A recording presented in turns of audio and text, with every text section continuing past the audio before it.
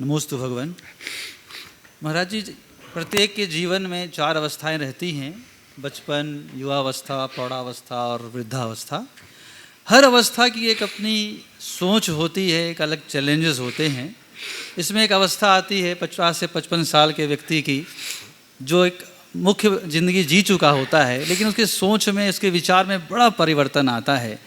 अब ऐसा व्यक्ति, आप उनके लिए ऐसा मार्गदर्शन दें जो भी समय बच गया उसको इस प्रकार से जिए ताकि वो अपनी पर्याय को सार्थक कर सके। नमस्ते महाराज जी। बहुत अच्छा सवाल आपने किया।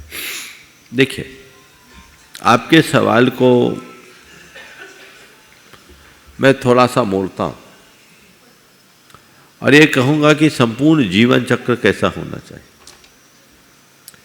हमारे शास्त्रों में 4 आश्रम की व्यवस्था है: ब्रह्मचर्य आश्रम, गृहस्थ आश्रम, वानप्रस्थाश्रम और संन्यास आश्रम। अध्ययन काल में ब्रह्मचर्य की व्यवस्था है। अध्ययन पूर्ण करने के उपरांत जब वैवाहिक बंधन में बंधे तो वो गृहस्थ आश्रम में प्रवेश करता। गृहस्थ आश्रम में प्रवेश करने का 2 ही लक्ष्य: धर्म, संपत्ति, प्रजा उत्पत्ति। रति तो तीसरे नंबर पर। संतान को उत्पन्न करके सक्रियता के साथ धर्म, अर्थ और काम, इन 3 पुरुषार्थों के मध्य सम्यक संतुलन बनाते हुए जिए और जब अपनी जवाबदेहियां पूरी हो जाए तो तीसरे चरण में वानप्रस्थी बने और आत्मकल्याण के रास्ते को अंगीकार करें और ये लक्ष्य बनाए कि मैंने अब सांसारिक जीवन जी लिया, अब अपने लिए जीऊँगा। मैंने बाहर की सारी जिम्मेदारियां पूरी कर ली, अब स्वयं के उत्तरदायित्वों को मुझे निभाना है। ये कहलाता है वानप्रस्थ जीवन, जिसमें व्यक्ति घर में रहकर न रहने जैसे स्थिति में होता है। त्याग, सब संयम को अंगीकार करते हुए व्रती जीवन जीते हुए अपने जीवन को आगे बढ़ाए और फिर धीरे धीरे जब लगे कि अब मुझे घर में रहने की कोई ज़रूरत नहीं है, गृह त्याग करके संन्यास आश्रम को भी अंगीकार कर सकता है और अंत में संलेखना धारण करके उसका फल भी प्राप्त कर सकता है। ये 4 चरण 4 आश्रम की व्यवस्था के अंतर्गत हमारे शास्त्रों में बताया। मनोविज्ञान की बात जब मैं करूं तो उसमें बताया कि मनुष्य के जीवन में 14-14 वर्ष के 4 चक्र होते हैं। पहले 14 वर्ष में मनुष्य का तीव्र मानसिक विकास होता है।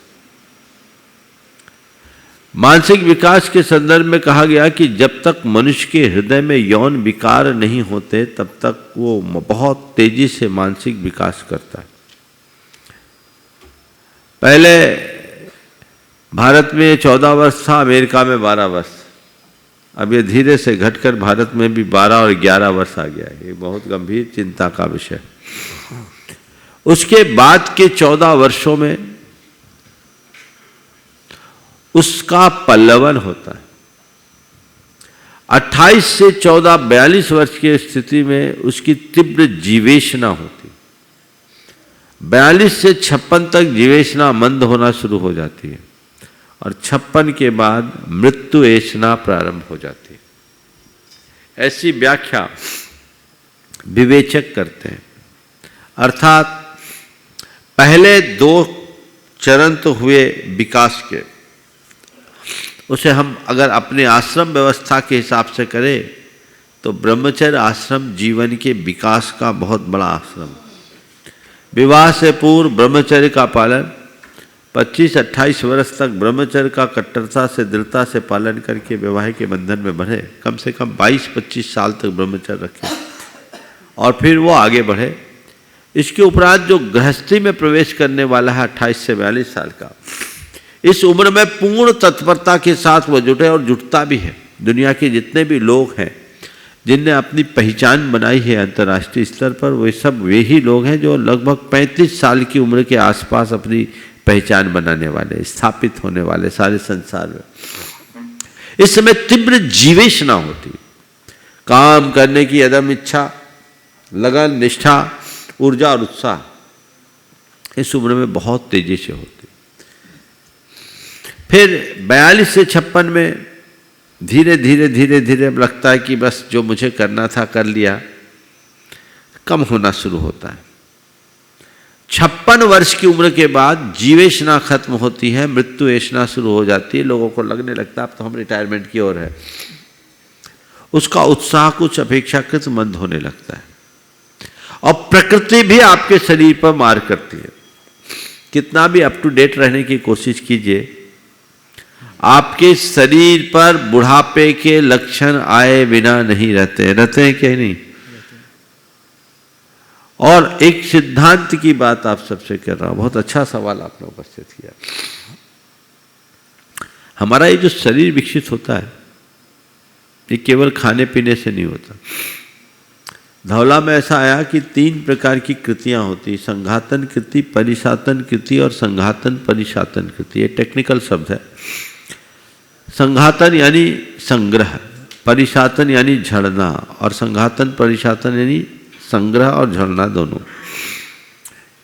हम प्रति समय विशेष प्रकार के परमाणुओं को ग्रहण करते और छोड़ते हैं। जीवन के प्रारंभिक दौर में हमारी संघातन कृति ज्यादा होती, परिसातन कम, यानी आमदनी ज्यादा होती, खर्चा कम।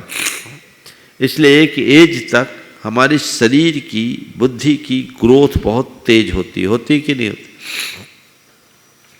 फिर इसके बाद एक अवस्था ऐसी आती है जिसमें दोनों इक्वल होती है, जो प्रौढ़ावस्था में प्राय एक साथ दिखते हैं। संघातन जितना आमदनी उतना खर्च। लेकिन जैसे ही व्यक्ति अपने जीवन के चौथे पन में प्रवेश करना शुरू करता है, वहां परिसातन बढ़ जाता, संघातन कम, यानी खर्चा बढ़ता, आमदनी घटती। तो धीरे धीरे धीरे धीरे आप पाएंगे कि शरीर में शिथिलता आएगी, मन में भी थोड़ी कमजोरी आएगी। तो अपनी शारीरिक और मानसिक स्थिरता को बनाए रखने के लिए अपनी शक्ति के अपव्यय से बचना चाहिए और उसके लिए तनाव मुक्त जीवन जीने का अभ्यास करना चाहिए। अपने व्यापार व्यवसाय को भी विराम देने का प्रयास करना चाहिए। जितना जरूरी है उतना करो। पहली पारी में इतना बड़ा स्कोर खड़ा कर लो कि दूसरी पारी में बल्ला उठाने की नौबत ही ना आए। अपने पास कुछ ऐसी व्यवस्था कर लो कि रोज रोज के लिए खुद कमाने की जरूरत ही न पड़े और आप स्वयं के उत्तरदायित्व को निभाने की कोशिश करें। धर्म ध्यान में लग करके चलना शुरू कर दें तो वो जीवन का पथ प्रशस्त करेंगे और उससे हम जीवन का उत्कर्ष कर सकते हैं। व्यक्ति को पहले से तैयारी करनी चाहिए। जो लोग इसका उल्लंघन करते हैं आखिरी में या तो ब्रेन स्ट्रोक आता है, पैरालाइज्ड हो जाते हैं, या फिर ऐसी कोमा में पड़े रहते, जिंदा लाश बन करके जीने को मजबूर हो जाते हैं। तो ये सब बातें ध्यान में रख करके ही अपने आगे के कार्यक्रम बनाने चाहिए।